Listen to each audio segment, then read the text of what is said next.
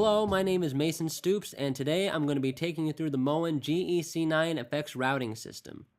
To start, I'm going to work with the first 6 basic loops here on the GEC9. I have a compressor in loop 1, a clean boost in loop 2, a distortion in loop 3, an overdrive pedal in loop 4, a phaser in loop 5, and a tremolo in loop 6. The GEC9 also gives you the option to plug into a buffered or non-buffered input. Because I'm using so many pedals, I'm going to plug into the buffered input to help keep my signal clean. I'm also going to take advantage of the mute clean jack for my tuner so that I can easily tap it on or off to tune silently on stage. Programming with the GEC9 is really simple. I'm going to start with preset 1, and all I have to do is activate it and then individually select which pedals I want on in that preset.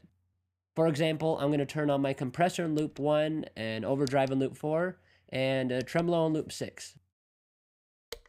For preset 2, I'll put my rat distortion in loop 3 and my phaser in loop 5.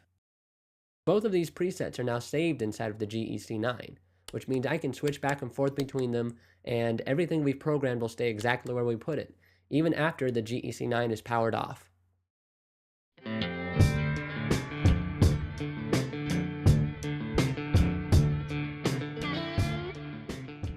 You can see that I've now added 2 more pedals, a delay in loop 7 and a reverb in loop 8, using the GEC9's open loops. Open loops simply mean that, unlike the first 6 loops, they're not directly connected to each other. This is one of the main features that really sets the GEC9 apart from other pedal switchers on the market, and is an extremely useful feature that lets you use the GEC9 for things like running specific pedals to an amp's effects loop, switching between one or more amplifiers, and so much more. If you prefer a more straightforward setup and don't require anything extra out of your GEC9's open loops, then simply close them up with a couple of patch cables and they'll now behave just like the previous 6 standard closed loops. Here's one of my favorite ways to take advantage of the GEC9's open loops. Let's say that you wanted to use a volume pedal.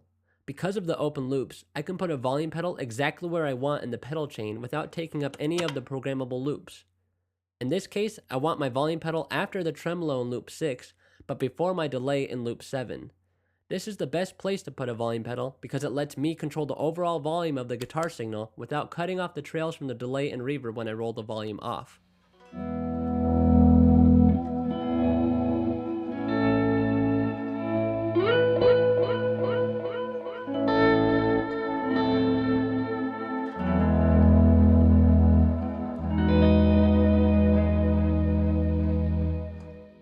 This feature also works great for incorporating wah pedals or any other kind of effect you want placed in between pedals looped in the GEC9, but would prefer to control manually.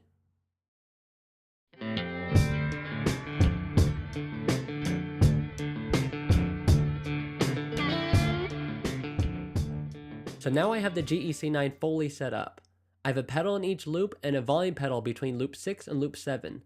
I've also taken my free loop, which is loop 9, and I'm now utilizing it to run to a second amplifier, which means I can now switch between 2 different amplifiers just as easily as I can switch between pedals. Pretty cool. Eventually, you're going to fill up all 5 of your presets. So, when that time comes, you're going to want to start a new bank. To do that, you just press either the bank up or bank down button. In this case, I'm going to go up to bank B. You'll see the bank letters flashing. That means that we've initiated bank B, but we're not actually in bank B. The GEC9 will stay on the preset from the previous bank that you were in until you activate a new preset in the new bank.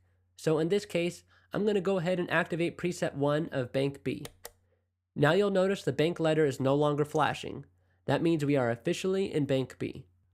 You can now go on and program your new presets just as easily as we did earlier in this video.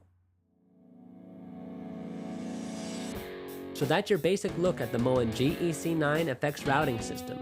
If you want to check out some more information, or just see what other awesome products Moen has available, you can go to moenfx.com.